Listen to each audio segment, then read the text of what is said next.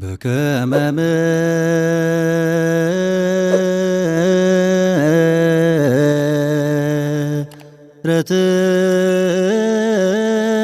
ምሕረትከ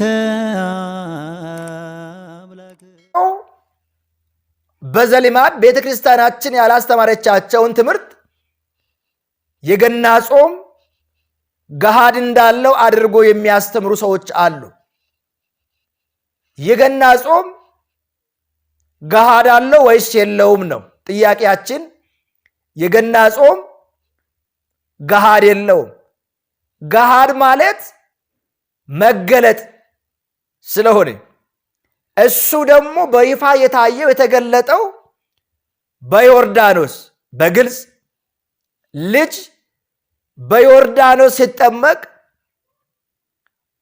መንፈስ ቅዱስ በርግብ አምሳያ በእነሱ ላይ ረቦ ሲታይ አባት ከሰማይ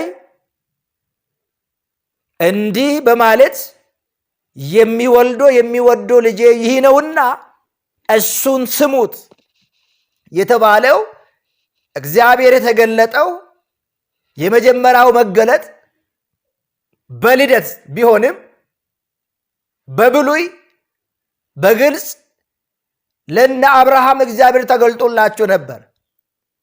በአዲስ ኪዳን ደግሞ እግዚአብሔር የተገለጠው በይፋ በዮርዳኖስ ነው። የልደት መገለጥም ገና በደንብ ለመታየት ቢሆንም የገና ጾም ገሃድ የለውም። ለምን ብባል አንዳንድ ሰዎች ወር ከ15 ቀን ሲበሉ ይቆዩና መጾም ሲገባቸው ሳይጾሙ ይቆዩና ነገ የሚፈታ ከሆነ እንደዛሬው በዋዜማው ዕለት የዋዜማው ቀን አንድን ቀን በመጾም ብቻ እንጸርቃለን ብሎ ሐሳብ የሚያቀርቡ ሰዎች አሉ። ይህ ፍጹም ስህተት የሆነ የቤተ ክርስቲያናችን አስተምሮ ያልሆነ እንደዚህ የሚያደርጉ ሰዎች ከማን እንደተማሩ ያላወቁትና በዘልማድ የሚፈጽሙት ጉዳይ መሆኑን ልንረዳ ያስፈልጋል። ስለዚህ የገና ጾም ገሃድ የለውም። ለምን ብባል ማንኛውም ክርስቲያን መጾም እንዳለበት ከሰባቱ አጽዋማት ውስጥ የሚመደብ ጾም ስለሆነ የገና ጾም ገሃድ የለውም። ለምን ብባል እየጾሙ የከረሙት የዋዜማው ዕለትም በጾም ስለሚውሉ የማይጾሙ ግን በዋዜማው ለመጾም የሚፈልጉ ትርጉሙም ምስጢሩም የማያስኬድ ስለሆነ የገና ጾም ገሃድ የለውም። ይሄን ስራ አስምሬ ነው የሚነግራችሁ። የገና ጾም ገሃድ የለውም። ምንም አይነት ለዚህ የሚቀርበው ሐሳብም አስተያየትም የለም። የገና ጾም እየጾሙ ለከረሙት በንጋታው በ29 የጥሉላት ምግቦችን ስለሚበሉ ሲበሉ የነበሩት ደግሞ በአንድ ቀን የዋዜማው ዕለት ጾሞ ስለማይጸርቁ መጾም ካለባቸው ቤተ ክርስቲያን ያስተማረችን ሕጋችን ገና ጾሙ ሲያዝ ጾሞ አንድ ላይ ያልጾሙ ሰዎች በዋዜማው ዕለት ጾሞ እንጸርቃለን ብሎ ይሄ ተቀባይነት ያለለውና ቤተ ክርስቲያናችን የማትደግፈው መሆኑን ሁላችንም ልንረዳ ያስፈልጋል። ሌላው ገሃድ ያለው ግን የጥምቀት በዓል የከተራ ዕለት ታቦታቱ ከየመንበረ ክብራቸው ተነስቶ ወደ ወንዝ በሚጓዙበት ሰዓት ያ ቀን ገሃድ አለው ማለት ነው። ለምሳሌ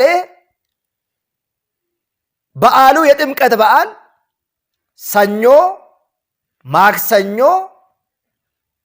ሐሙስ፣ አርብ ሊውል ይችላል። ለምሳሌ የጥምቀት በዓል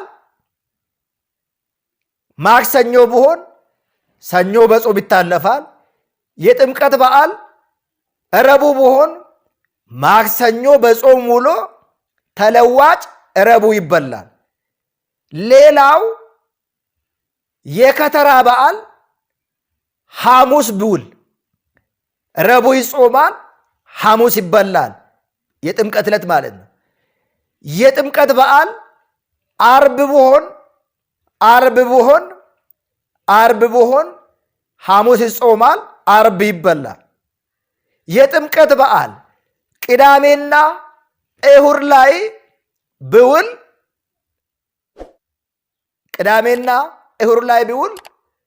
ዓርብና ቅዳሜ ይጾማል። በአጠቃላይ የገና በዓል ፊት ለፊቱ ጾምም ከሆነ የጥምቀት በዓል ለምሳሌ ሐሙስ ከሆነ ረቡዕ ይጾማል። ዓርብ ከሆነ ቅዳሜ ከሆነ ዓርብ ይጾማል። እሁድ ከሆነ ቅዳሜ ጠዋት በጾም ስለማይውል ጥሉላት ያሉ ነገሮች ይበላሉ። የጥምቀት በዓል ቅዳሜና እሁድ ላይ ከዋለ ለምሳሌ እሁድ ቢሆን